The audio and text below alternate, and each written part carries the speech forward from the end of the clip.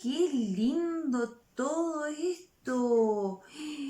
¡Qué hermosa las fotografías! ¡Ay, si tan solo pudiera estar en el fondo del océano! ¿No es cierto, don Pollo? Hola niños, ¿cómo están ustedes? ¡Qué rico verlos!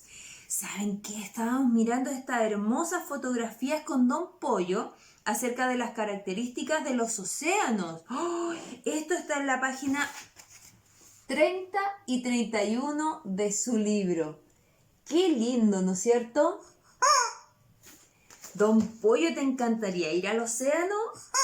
¡Ay, me gustaría! Pero ahora podemos viajar solamente con la imaginación, así que gracias a la imaginación, ¡ay!, yo estaría ahí nadando bajo el mar. Pero bueno, hay algunas cosas importantes que vamos a ver hoy. Por ejemplo, hay características de los océanos que no hemos visto antes, pero que tienen mucha relación con él. Por ejemplo, la presión, la luminosidad y la temperatura. ¿Les parece? Vamos a explicar a través de algunos experimentos simples cómo ustedes pueden comprender qué es la presión en el agua, en este caso en el océano, y cómo se comporta la temperatura y la luz también. ¿Les parece? Vamos con los experimentos, don Pollo. Para poder explicar un poco más qué es la presión hidrostática o la presión del agua, vamos a hacer un sencillo experimento, ¿ya? Yo lo voy a hacer y ustedes lo van a observar en casa. Este es un bidón donde yo guardo agua y aquí le hice dos orificios, uno que está mucho más abajo y el otro que está acá. Está marcado con wincha aisladora, ¿sí? Ahora, voy a sacar los orificios, no, voy a sacar la wincha aisladora, ahí y ahí. Y miren lo que pasa. ¿Saben por qué el chorro de agua sale con más fuerza? Porque acá apenas sale una gotita, sale con más fuerza acá abajo. Por la presión hidrostática. Fíjense, acá tiene menor presión. ¿Ven? Las columnas de agua acá son menores. Si vemos acá, las columnas son mucho más. Por lo tanto, la presión es mayor también. Entonces, en el agua, a mayor profundidad, mayor presión. ¿Sí? Les cuento también que nosotros aquí podemos abrir la llave y sale agua. Fíjense. Pero en otras localidades de Chile no tienen este privilegio, no tienen agua potable. Y a veces se ingenian también para poder hacer algo así como una llave, para poder lavar los platos o lavar la loza. Y hacen esto. Si abren acá, a ver, vamos a esperar. En un bidón de agua, la llenan con agua para poder lavar y en el momento de abrir la tapa, fíjense bien, como tiene un agujero, este agujero les sirve para lavar los platos o lavar, ¿no es cierto?, las verduras tranquilamente como si fuera una llave. Ahora, esto obviamente lo hacen porque no tienen lo que tenemos nosotros, que es agua potable que sale de una llave. Ellos se las ingenian ocupando también la ciencia para poder lavar, ¿no es cierto?, lo que les corresponde ahí. Qué increíble cómo las personas pueden ocupar la ciencia en cosas tan cotidianas. Vamos al otro experimento. El próximo experimento que voy a mostrarle aparece en la página 29 de su libro de ciencia y tiene que ver con otra característica de los océanos, que es la luz, ¿sí? Tengo un carrete de hilo de aluminio acá, lo amarré con una tirita acá, fíjense, un hilo, y tengo mi linterna.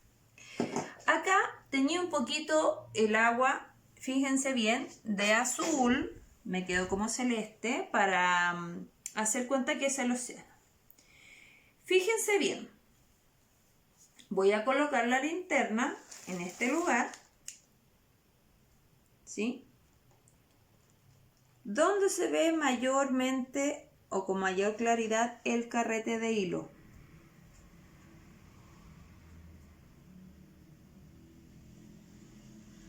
Se va a ir hundiendo y vamos a ir viendo que ya no está en la superficie, sino que cada vez a mayor profundidad.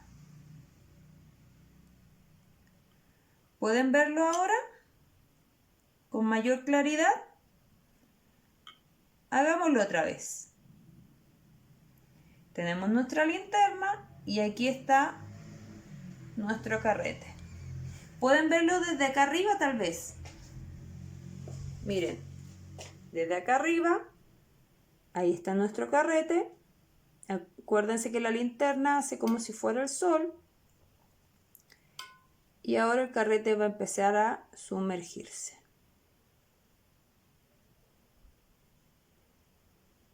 Al sumergirse, díganme ustedes, ¿se ve con mayor claridad o menor claridad que si estuviese en la superficie?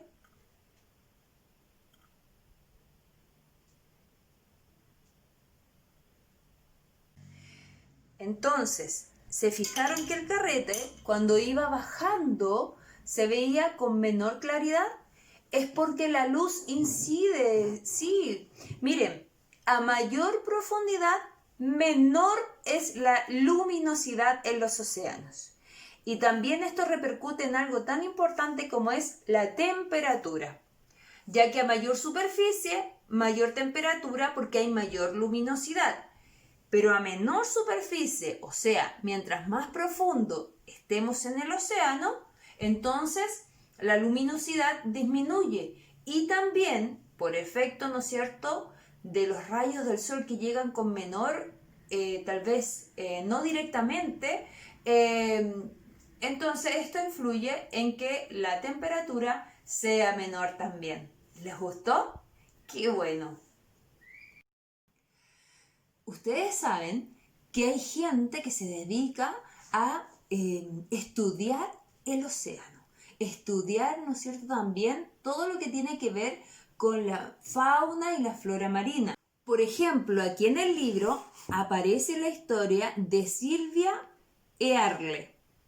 Ojalá que esté bien pronunciado, porque es una destacada oceanógrafa, ahí sí, estadounidense, que ha pasado más de 7.000 horas de investigación bajo la superficie del océano. ¿Qué les parece? Pero también hay otras personas que estudian mucho acerca de la flora, la fauna y todo lo que tiene que ver con los océanos, y también podríamos conocer un poquito más, ¿les parece? Tengo una invitada para la entrevista de hoy. Así que vamos con eso.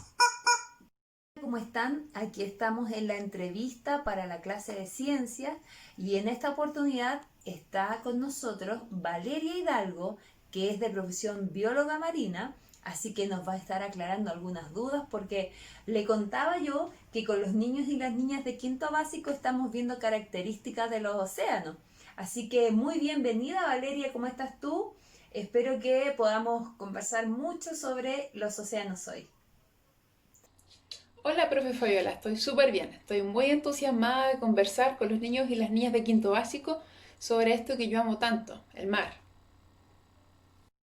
La primera pregunta es, ¿en qué consiste la carrera de bióloga marina? ¿Nos podrías explicar, por favor?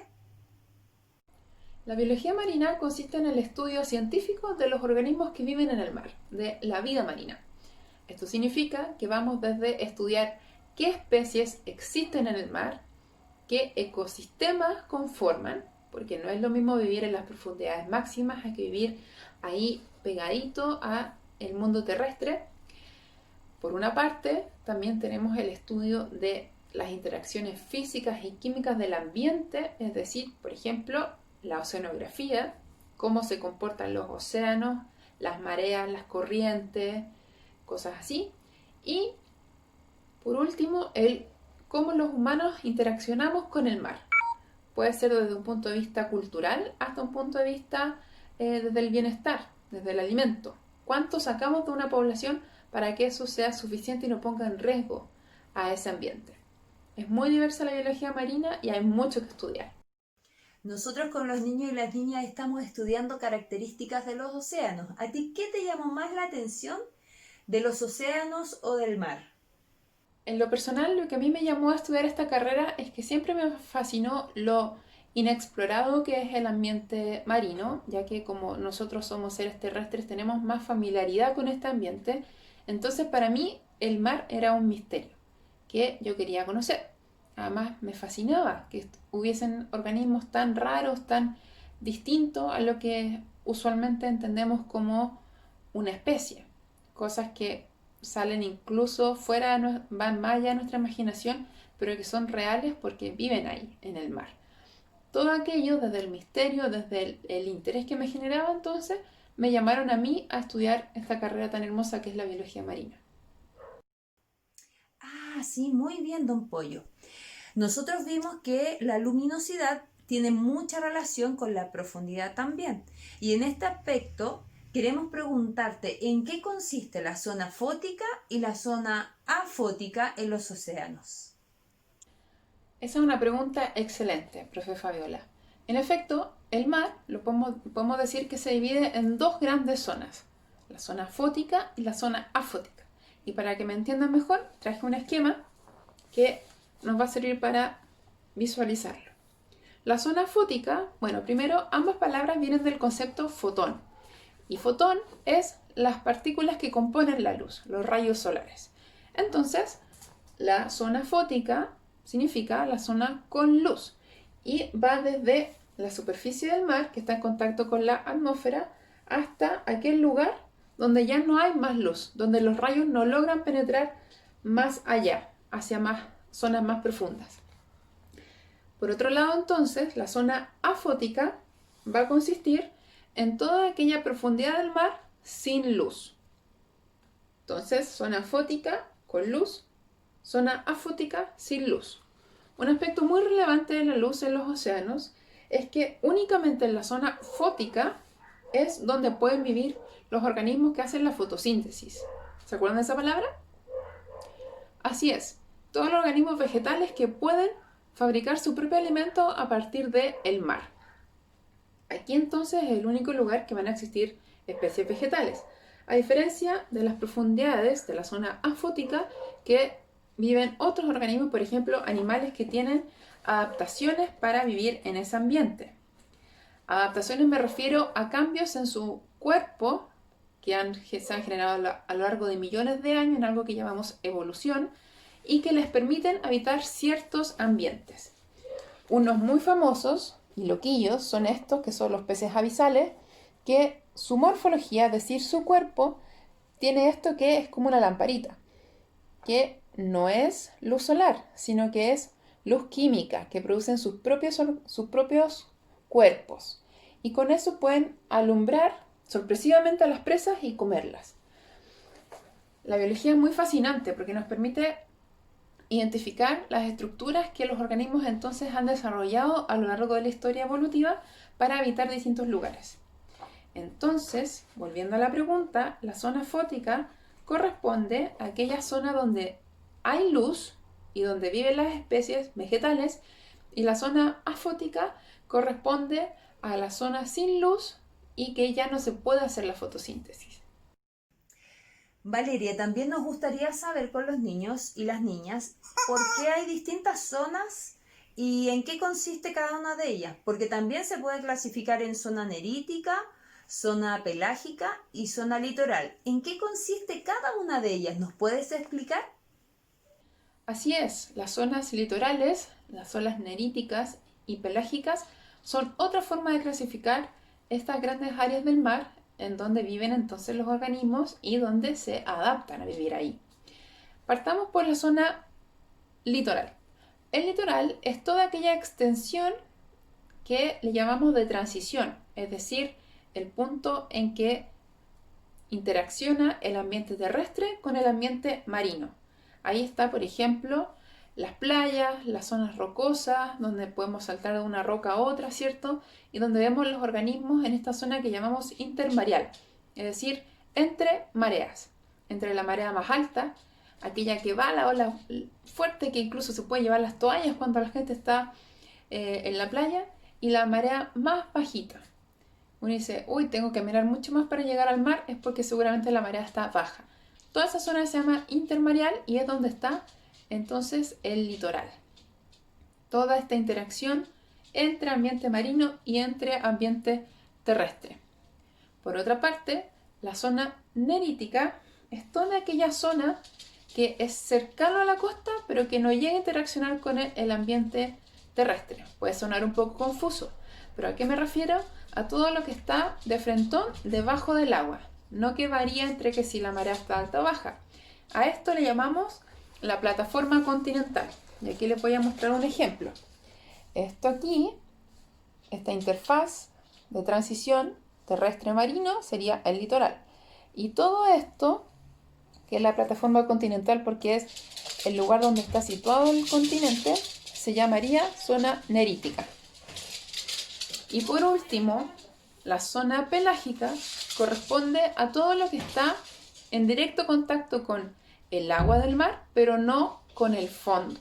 Es decir, estos organismos interactúan con el fondo, por tanto no son de la zona pelágica. En cambio, estos que están acá, solo en el ambiente marino, en el agua propiamente tal, eso entonces sería lo pelágico. En la clase anterior los niños vieron una cápsula llamada Océanos y ahí pudieron observar algunas de las frases que salían y una de ellas nos llamó mucho la atención, ¿no es cierto, don Pollo? Que dice que el 70% del oxígeno que nosotros respiramos proviene de los océanos. ¿Nos podrías decir, por favor, en qué consiste y de qué se trata un poco más? ¿Nos puedes contar? En efecto, como les mencionaba anteriormente, en el mar ocurre algo muy fascinante que es la fotosíntesis de todos aquellos organismos vegetales pero marinos.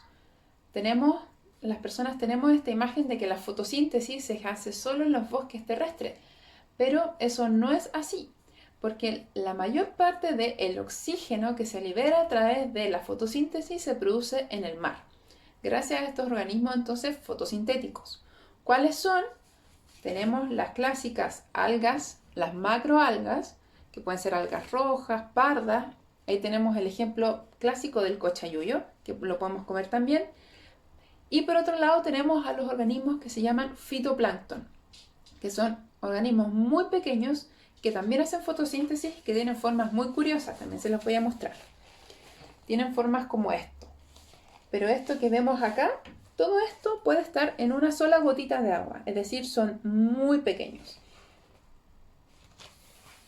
Entonces los organismos vegetales del mar, algas o fitoplancton, se encargan de hacer toda esta fotosíntesis y por tanto liberar todo ese oxígeno que luego organismos como nosotros, los humanos, necesitamos para respirar. Y otra importancia que tienen los organismos fotosintéticos es que gracias a ellos es que se pueden mantener todas las cadenas tróficas que hay en el mar, porque son el alimento base de todos los otros organismos. Y bueno, ya llegamos a nuestra última parte de la entrevista, pero no queremos irnos sin que tú nos puedas dejar un mensaje a los niños y las niñas de por qué es importante estudiar el océano. Mi mensaje final entonces para los niños y las niñas de quinto básico es que primero conozcamos del mar. Estoy segura que se van a fascinar. Es muy interesante y muy entretenido. Segundo, protejámoslo.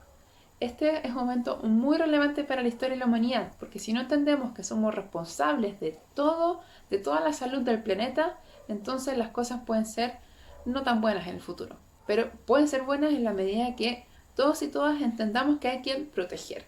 Y tercero, amen el mar. El mar es un lugar maravilloso, que estoy segura que va a cautivar sus corazones. Así que conocerlo, protegerlo, amarlo. Y desde aquí, de la sala de entrevistas, vamos a despedir a Valeria. Muchas gracias, Valeria. Y nos despedimos también de ustedes, niños y niñas, que estén muy bien y cuídense mucho. Un beso. Chao, chao.